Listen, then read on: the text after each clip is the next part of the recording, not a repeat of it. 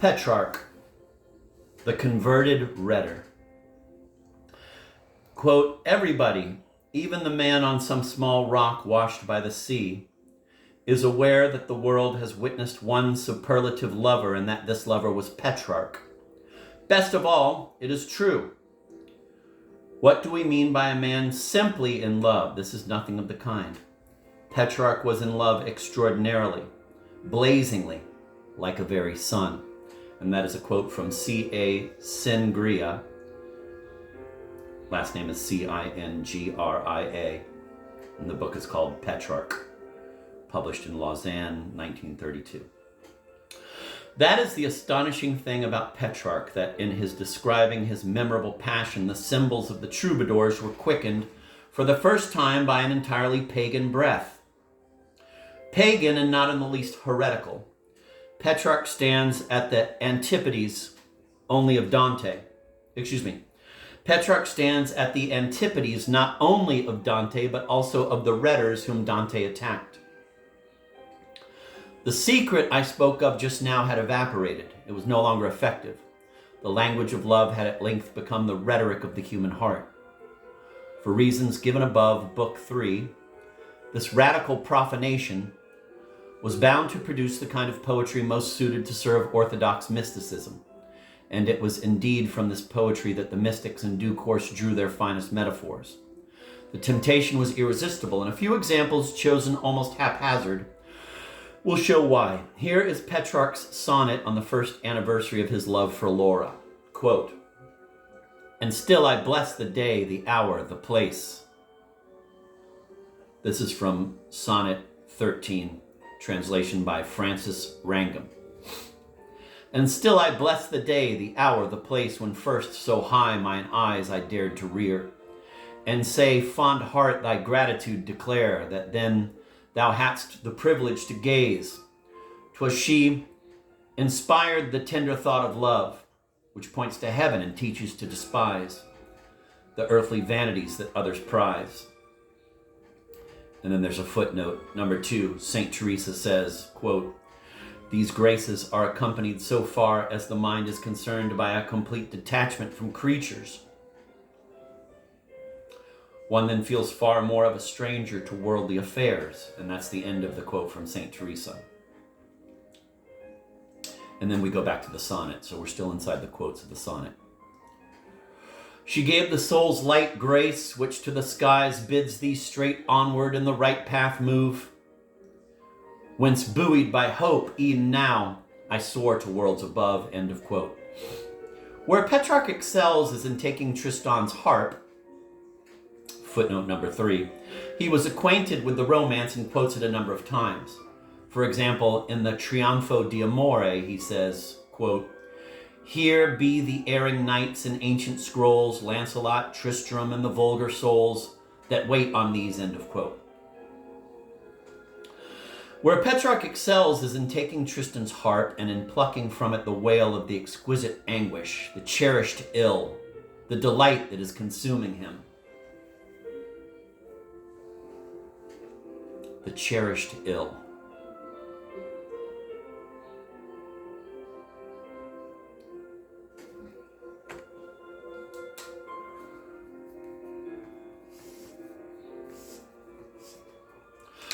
Quote, O vivid luster of power absolute, o'er all my being, source of that delight by which consumed I sank a willing prey. And then footnote number 4, Kenzon, translation by Lady Dacre. O breathing death, yet ill I joy to feel. Footnote 5. St. Teresa says, quote, it is a martyrdom at once exquisite and cruel, end of quote. And back to the sonnet, or canzone. O breathing death, yet ill I joy to feel. Unsanctioned thus to rule, oh, whence thy art, end of quote.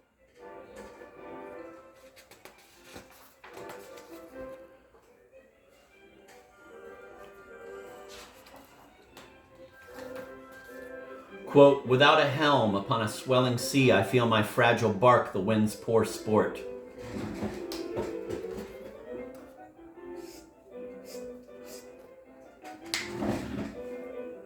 That's another sonnet, translation by Susan Wollaston.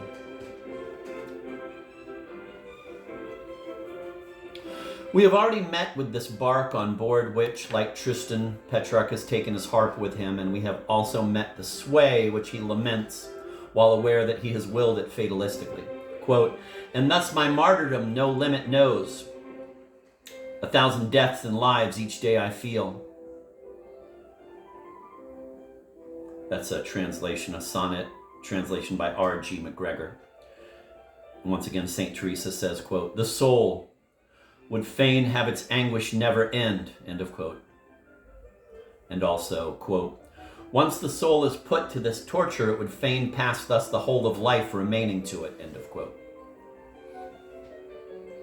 Elsewhere, he speaks of Laura as his, quote, beloved enemy, end of quote, and his lament recalls that of Tristan, when giving up Iseult so that she may return to her husband, quote, O cruel absence, why didst thou remove me from the menaced woes? End of quote. For when Laura is near, her eyes, quote, inflaming with a light divine, so burn my heart I dare no more repine, end of quote. But here again, woman, whether absent or present, is never but the occasion for a torment he cherishes above all else. Quote, I know to follow while I flee my fire. I freeze when present, absent my desire is hot. End of quote. Footnote 5. Secretum meum, de contemptu mundi.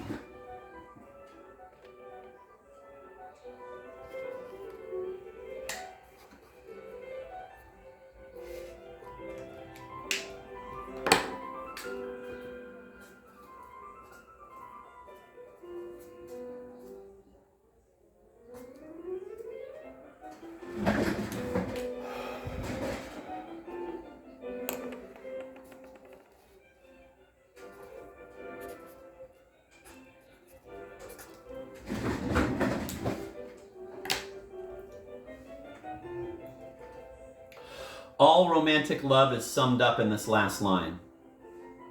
So I guess he's saying, I freeze when present, absent my desire is hot. All romantic love is summed up in this last line, and how much better does Petrarch dissect the nature of the melancholy than it ever was to be by its most self-conscious victims when in due course it became the mal du siècle.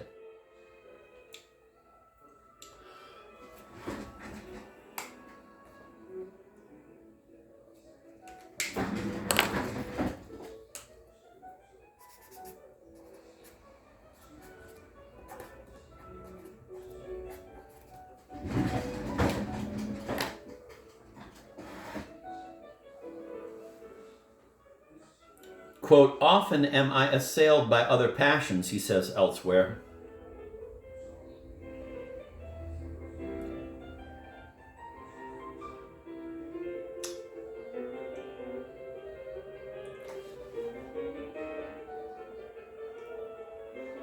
What the fuck is number 5? Often am I assailed by other passions, he says elsewhere, but their assaults are short and passing. At times, however, this ill invades me with an obstinacy that grips and torments me for days and nights on end. The ordeal affords me no ray of light nor tremor of life. It is an infernal night and a cruel death, and yet here's what may well be called the height of woe. I feed on these particular pains and sufferings with a kind of delight so poignant that if I am snatched away from them, it is against my will, end of quote. St. Teresa says, quote, from this desire which fills the whole soul as in a flash, there arises a pain uplifting the soul above itself and above all created things.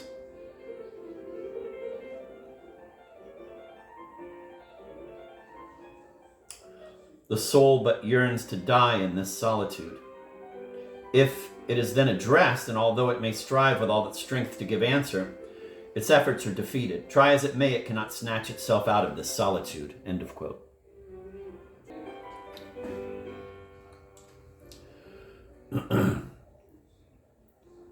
Quote, and St. Augustine, with whom on this occasion Petrarch supposes himself to be having a dialogue, is made to reply, quote, Thou knowest full well what ails thee. Presently thou shalt learn its cause. Tell me, why art thou so sad? Is it really the way of things in the world, of bodily pain? Some unjust stroke of fortune? End of quote. Petrarch says, quote, nothing in particular of the kind, end of quote. He was experiencing in advance of the age of Romanticism what Chateaubriand in a memorable phrase called, quote, the vagueness of the passions, end of quote. And here is the summons to death, quote, loose me from forth my darksome prison here, that to so glorious life the passage bars. End of quote. The infernal night has been changed into day, the cruel death into a new life. And in order that passion shall not lack a touch of the sublime, here also is divinization. Petrarch asks how he can possibly go on living while parted from his lady.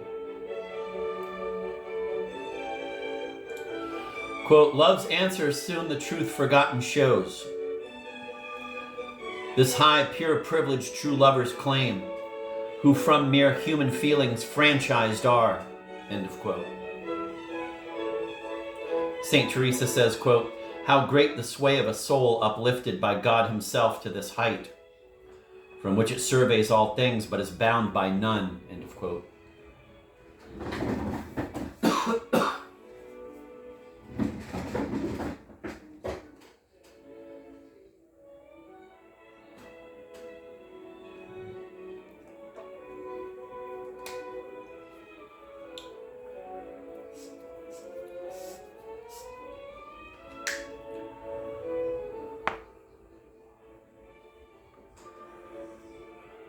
Let me reread that.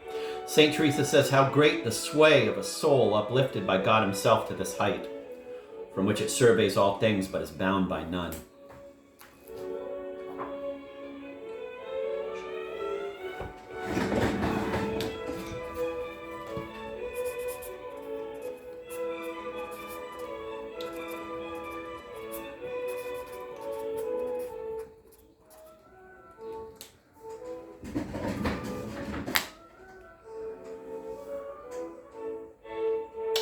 Then there was his famous ascent of Mount Vinto, which gave him much food for thought, and above all there was the Black Death, which ravaged Europe in 1348.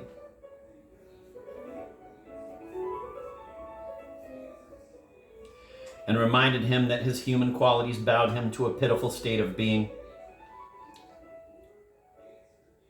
In the Song of the Great Plague, a matchless masterpiece of self-examination, he says, ceaseless I think, and in each wasting thought, so strong a pity for myself appears, that often it has brought my harassed heart to new yet natural tears.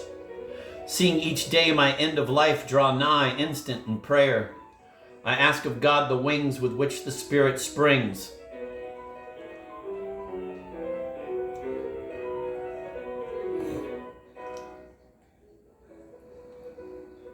Freed from its mortal coil,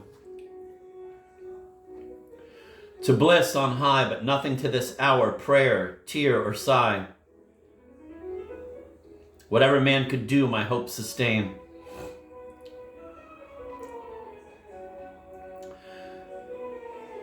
Take up at length, wisely take up your part, tear every root of pleasure from your heart, which ne'er can make it blessed.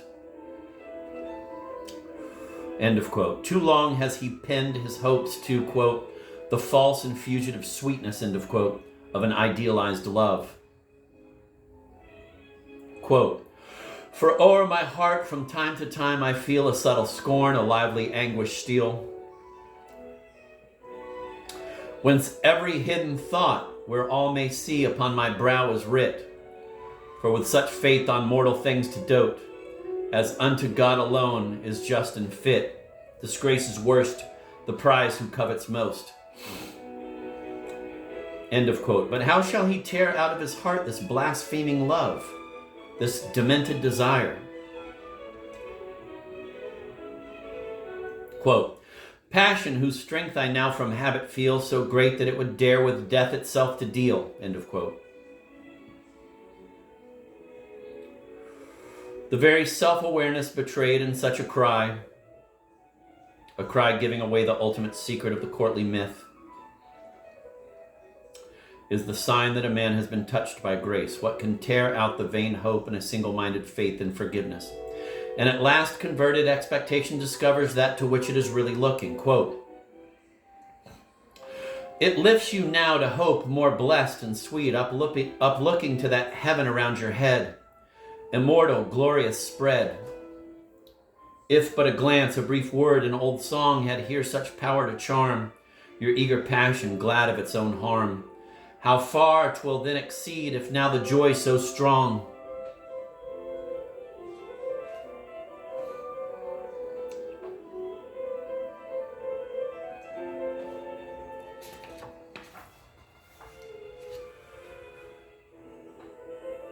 The inverted ideal of galawassery.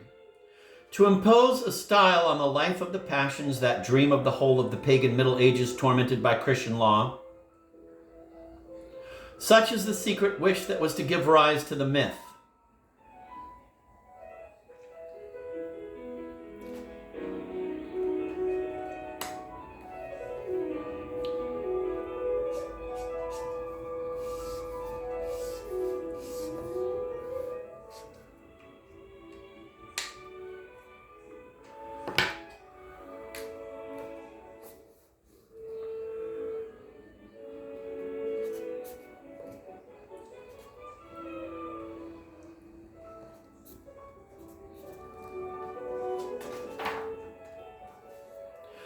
To impose a style on the life of the passions that dream of the whole of the pagan Middle Ages tormented by Christian law. Such is the secret wish that was to give rise to the myth.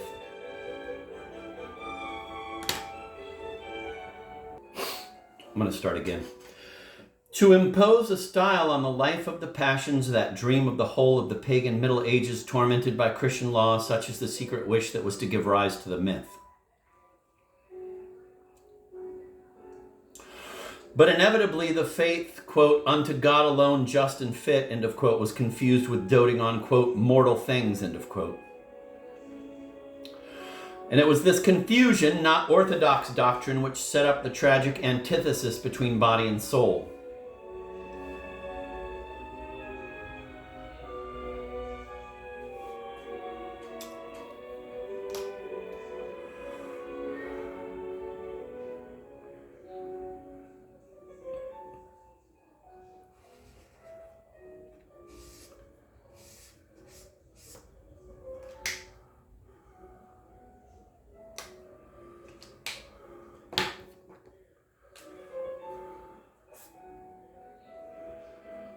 The poesy of Cortesia had received its inspiration from the Eastern. Monasticism hails from the East. An heretical disposition to asceticism shown by the perfect.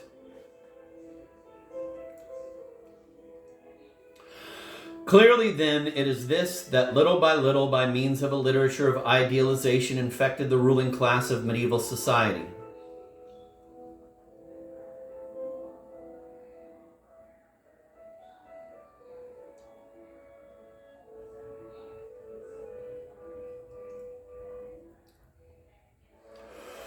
There was bound to be a reaction in the direction of realism, and as it happens, this reaction was strongest in the middle class. Its beginnings are visible quite early in the 12th century, in the very heyday of courtly love. The glorification of wanton indulgence was carried to the same extreme as the glorification of chastity.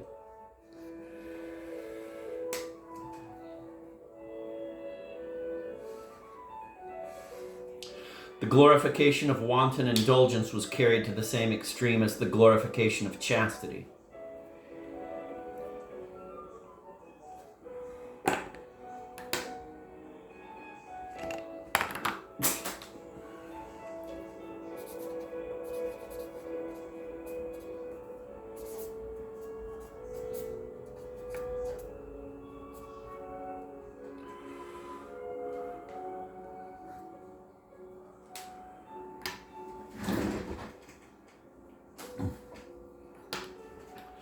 The glorification of wanton indulgence was carried to the same extreme as the glorification of chastity. Fablio contended with poem, shamelessness with idealism. Fablio. Shit, this guy comes up with. Fuck. Fablio.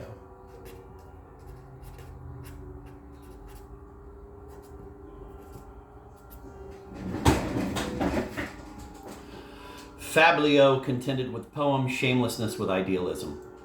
The Débat de l'âme et du corps, which belongs to this period. Jesus Christ, this fucking guy. Fuck.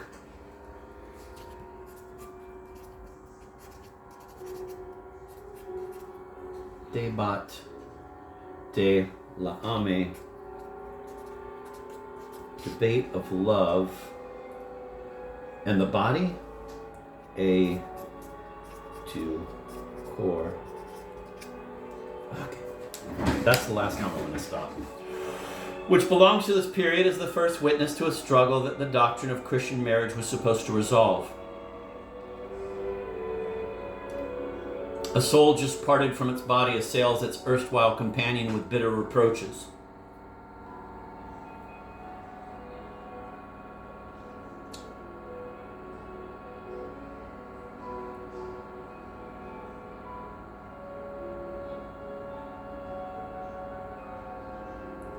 A soul just parted from its body assails its erstwhile companion with bitter reproaches, alleging that if it is condemned to damnation, the body is to blame. But the body retorts with a tu quoque, which has some justification. So keeping up their belated recriminations, the two go forward together into everlasting torment. It was the growing resentment by the body displayed here that inspired the Fablio. And they met with tremendous success, their readers frequently being the same persons who enjoyed reading idealizing romances. The Fablio were ribald anecdotes hawked about all over medieval Europe and retold with countless variations. They heralded the comic novel, which in turn heralded the novel of manners, which heralded the controversial naturalism of much of the fiction of the 19th century. Wow, fuck. Let me say it again. They heralded the comic novel, which in turn heralded the novel of manners, which heralded the controversial naturalism of much of the fiction of the 19th century.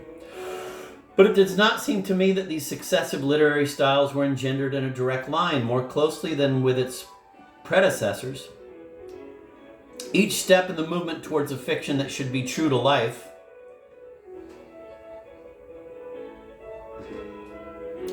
But it does not seem to me that these successive literary styles were engendered in a direct line.